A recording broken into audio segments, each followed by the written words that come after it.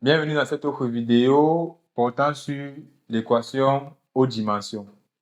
Dans un premier temps, nous allons voir dans cette vidéo comment effectuer l'analyse dimensionnelle et par la suite, nous verrons comment vérifier l'homogénéité d'une formule. Nous allons commencer par le système international, les unités de base et les unités dérivées. Alors, certainement, en cas de seconde, nous avons déjà eu à parler des grandeurs fondamentales.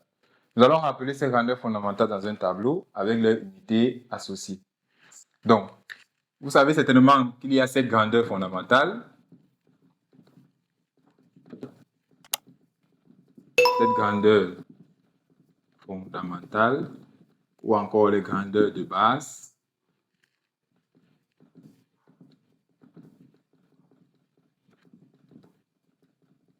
Donc, dans un tableau, nous allons essayer de rappeler ces grandeurs-là avec leur unité.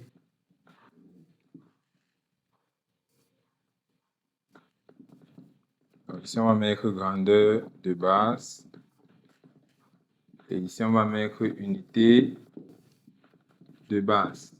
Donc, ce sont des unités associées à chaque grandeur. Alors, on a besoin de cette ligne.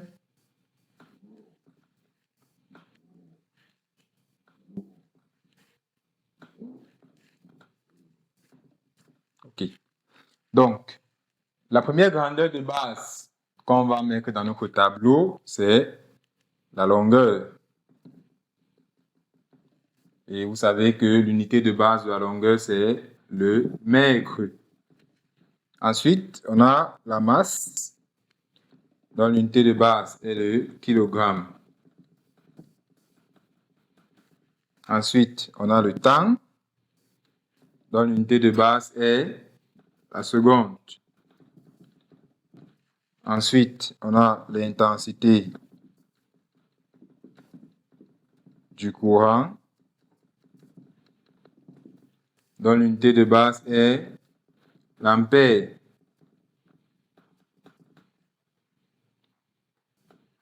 Ensuite, on a l'intensité lumineuse,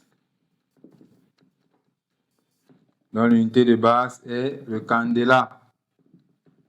Ensuite, on a la température, dont l'unité de base est le Kelvin. Et enfin, on a la quantité de matière,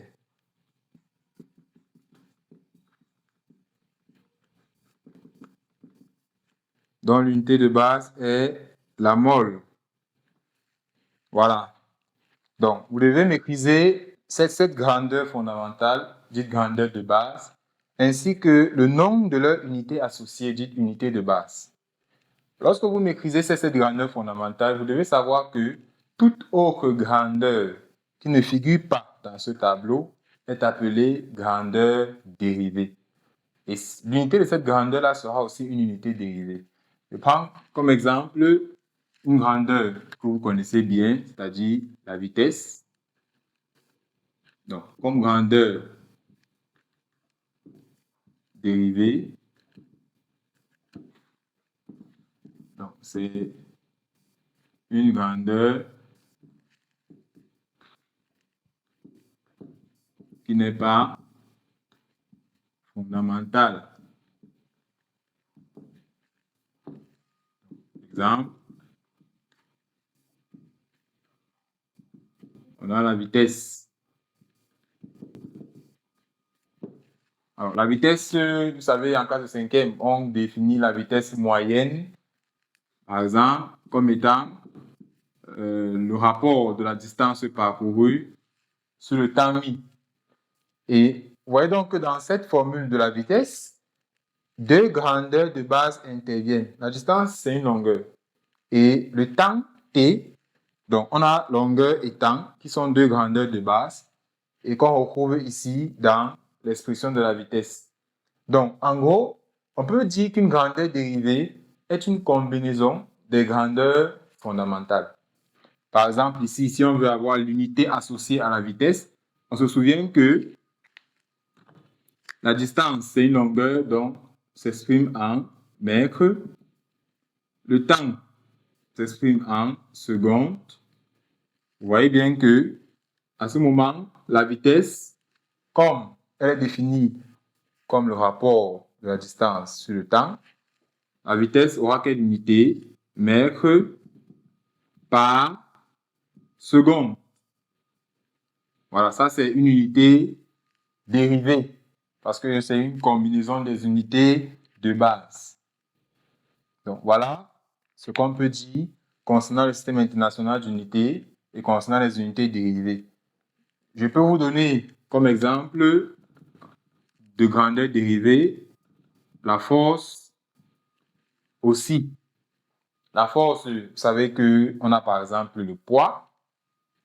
Et le poids, qui est la force d'attraction que la Terre exerce sur un objet, est défini par M fois G. Donc, dans cette formule, on a M qui représente la masse de l'objet, c'est une grandeur de base. Et on a G, en fait, qui est l'intensité de la pesanteur du lieu considéré. Généralement, on sait que la masse, en physique, c'est un kilogramme, comme le dit dans le tableau, c'est l'unité de base. Et l'intensité de la pesanteur G s'exprime généralement en mètres par seconde carrée. Alors, ceci dit, le poids P aura quelle unité? Le kilogramme mètre par seconde carrée. Bon, je rappelle que ceci, c'est le symbole de l'unité. S'il faut écrire en toutes lettres, on aura kilogramme mètre par seconde carrée. Donc voilà l'unité SI. Donc l'unité dans le système international de la force, c'est kilogramme mètre par seconde carrée. Je dis bien, cette notation-ci n'est que le symbole de l'unité.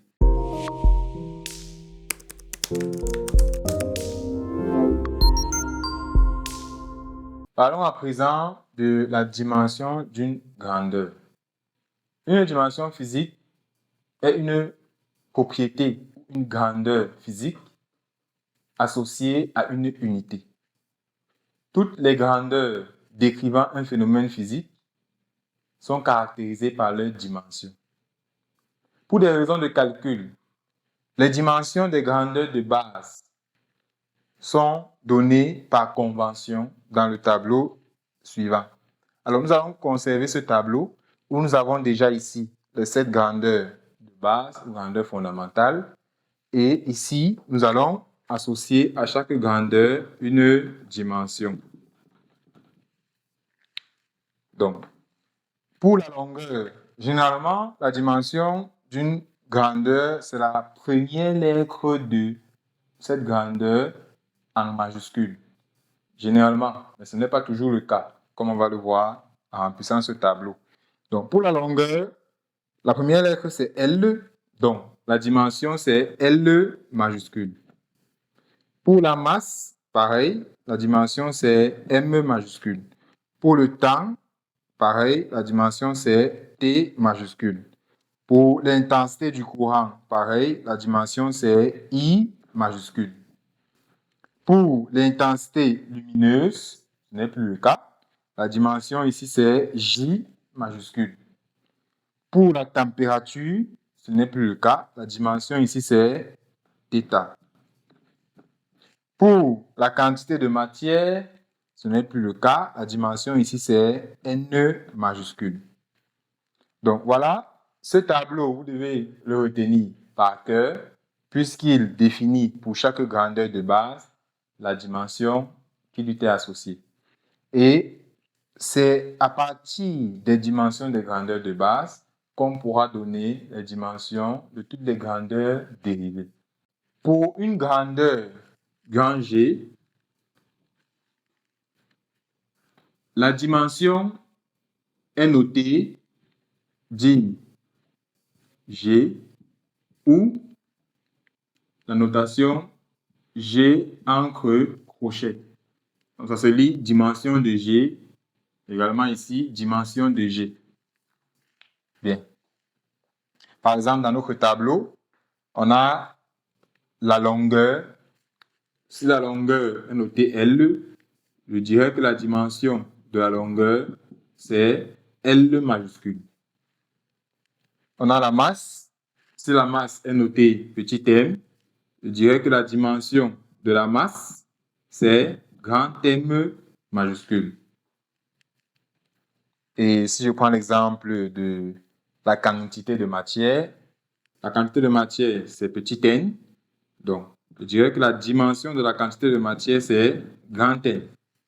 À présent, voyons ce qu'on entend par équation aux dimensions. Une équation aux dimensions, c'est une équation reliant la dimension d'une grandeur à celle des grandeurs de base. Si on note G, la grandeur, et entre crochets sa dimension, alors toute équation aux dimensions s'écrit L puissance A, M puissance B, T puissance C,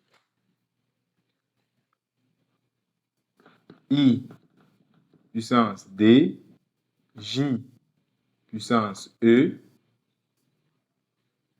θ puissance F, et enfin N puissance G. Donc, où vous remarquez que L, M, T, I, J, θ et N sont respectivement les dimensions des 7 grandeurs fondamentales, et A, B, C, D, E, F et G sont des exposants dimensionnels.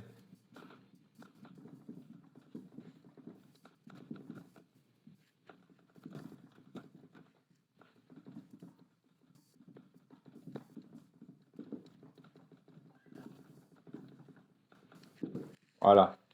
Donc, ceci dit, trouver l'équation aux dimensions d'une grandeur revient à déterminer les coefficients A, B, C, D, E, F, G, qui sont des exposants dimensionnels. Donc, on va prendre un exemple.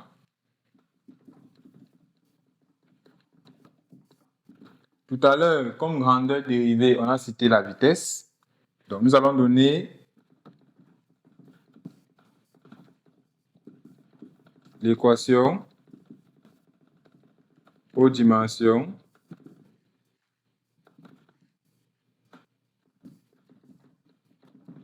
de la vitesse. Alors, nous savons que la vitesse, c'est la distance sur le temps, parlant par exemple de la vitesse moyenne. Donc, si je veux la dimension de la vitesse, ça va me donner la dimension de la distance sur la dimension du temps. Et donc, nous savons que la distance et le temps sont des grandeurs fondamentales. Donc, leurs dimensions sont connues. Pour la distance, c'est une longueur dont la dimension, c'est L. Pour le temps, la dimension, c'est T. Donc, ceci nous permet d'écrire que la dimension de V, c'est L. Si le T revient au numérateur, on aura T à la puissance moins 1. Donc, cette équation-ci est appelée équation aux dimensions. Comme la grandeur concernée ici, c'est la vitesse, on va dire que ça, c'est l'équation aux dimensions d'une vitesse. Je parle bien sûr d'une vitesse linéaire. Bien, on peut voir ici que par rapport à cette équation dite générale, le coefficient A ici renvoie à 1. Le coefficient B ici, c'est 0, puisque dans l'équation aux dimensions de la vitesse, il n'y a pas la dimension d'une masse grand M. Donc, le coefficient C renvoie ici à moins 1. Donc, vous convenez avec moi que toutes les dimensions qui n'apparaissent pas ici, leur exposant dimensionnel est nul. Parlant de l'homogénéité d'une équation, vous devez savoir qu'une équation est dite homogène si le membre de gauche possède la même dimension que le membre de droite. Bon, généralement, dans une équation, on a un membre à gauche qui est égal à un membre à droite. Donc, pour que l'équation soit homogène, il faut que la dimension de tout le membre de gauche soit égale à la dimension de tout le membre de droite. Ceci dit, lorsque vous voulez vérifier l'homogénéité d'une relation, vous devez faire une analyse dimensionnelle. Déjà, assurez-vous, pour toutes les relations mathématiques traduisant des lois physiques ou des théorèmes en physique, elles doivent être homogènes. Maintenant, vérifier l'homogénéité d'une relation va vous amener à utiliser certaines règles que nous allons essayer de donner ici. Par exemple, si on a C, A et B des grandeurs physiques et alpha, bêta, gamma des coefficients scalaires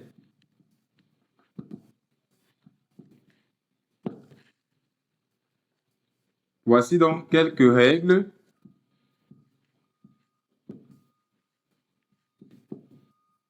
d'analyse dimensionnelle.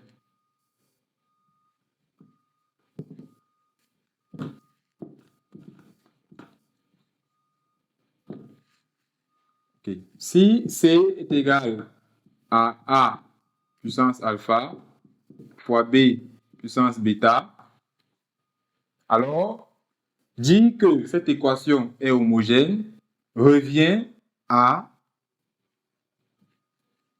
vérifier si la dimension de C est égale à la dimension de A puissance alpha fois la dimension de B à la puissance bêta. Donc, si vous avez une formule définie comme ceci, il faut vérifier cette relation-ci pour pouvoir dire que cette formule est homogène. Maintenant, prenons le cas d'une somme. Si C est égal à A plus ou moins B, alors la dimension de C doit être égale à la dimension de A, qui doit aussi être égale à la dimension de B. Donc, il n'est pas question d'additionner ou de soustraire les dimensions. Non. De plus, vous devez savoir que si f, ou alors on va dire y, est une fonction de x, la dimension de la fonction dérivée, donc première dérivée de y par rapport à x, est encore égale à la dimension de y sur la dimension de x. Si je prends la dérivée seconde, donc la deuxième dérivée de la fonction y par rapport à x, sa dimension est encore égale à la dimension de y sur la dimension de x au carré. Maintenant, vous devez savoir que tous les nombres scalaires n'ont pas de dimension et toutes les fonctions trigonométriques ou même des fonctions exponentielles, logarithmiques, n'ont pas de dimension. Donc, voilà quelques règles qui vous permettront de faire une bonne analyse dimensionnelle lorsque vous voulez vérifier si une formule ou une relation est homogène. Prenons un exemple avec lequel on va bien comprendre comment faire pour vérifier l'homogénéité d'une relation en appliquant l'analyse dimensionnelle. Donc, pour les essais d'application, on nous demande de vérifier l'homogénéité de la formule suivante. Donc, T0 est égal à 2 pi racine de L sur G. Dans les vidéos précédentes, nous avons déjà utilisé cette formule. Donc, vous savez que T0 ici représente la période des oscillations d'un pendule simple. L est la longueur du pendule simple et G est l'intensité de la pesanteur du lieu où l'on se trouve. Donc, Lorsqu'on veut vérifier l'homogénéité de la formule, nous avons dit qu'une formule est homogène si la dimension du membre de gauche est égale à la dimension du membre de droite. Alors, d'une part, on a la dimension de T0, étant donné que c'est une période, donc c'est le temps, la dimension de notre T0, c'est grand T. D'autre part,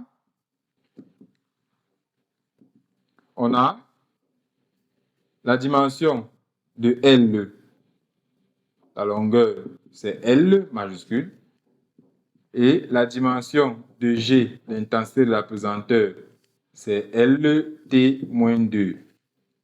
Donc, la dimension de 2pi racine de L sur G, et ça va nous donner. On a dit tout à l'heure que tous les nombres réels ou les scalaires n'ont pas de dimension. Donc, le 2pi ici ne nous intéresse pas, étant donné que c'est un nombre réel. Donc, il reste racine de L sur G. Donc, nous voulons la dimension de racine de L sur G. Alors, on va essayer d'écrire racine de L sur G sans symbole de racine carrée. On sait que en maths, x à la puissance 1/2, c'est encore racine carrée de x. Bon, à condition que x soit strictement positif. Donc, si je viens appliquer ça ici, j'aurai donc L sur G, le tout à la puissance 1/2, parce que c'est racine carrée de L sur G. Donc, ce qui donne, on prend la dimension de tout ceci, on aura donc ici la dimension de L à la puissance 1/2 que multiplie la dimension de G, puisque c'est au dénominateur en montant, ça va faire la puissance moins 1/2. Donc, on peut remplacer, ça fait L 1/2 ici, et là, ça fait L T-2 pour la dimension de G, le tout à la puissance moins 1/2. Donc, lorsqu'on fait bien le calcul, on va retrouver L 1/2, L moins 1/2 et T plus 1, parce que c'est moins 2 fois moins 1/2, donc c'est plus 1, je n'ai pas besoin de mettre. Alors, L 1/2 et L moins 1/2 s'en vont. Il va rester simplement T. Donc, on peut voir que la dimension du membre de gauche, T0, qu'on a trouvé ici, a donné T, c'est encore égal à la dimension du membre de droite, tout ceci, donc 2pi racine de L sur G, qu'on a trouvé là, toujours T. Alors, on peut dire que la formule est homogène.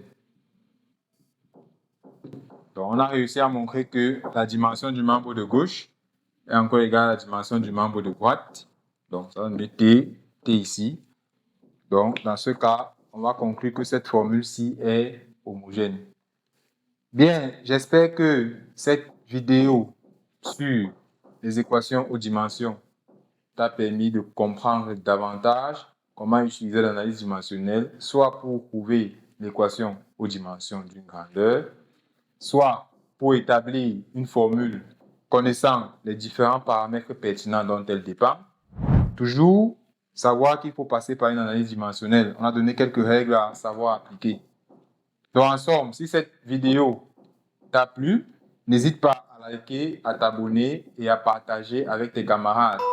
Quant à moi, je me ferai un plaisir de répondre à tes questions en commentaire et te retrouver la prochaine fois pour une nouvelle vidéo.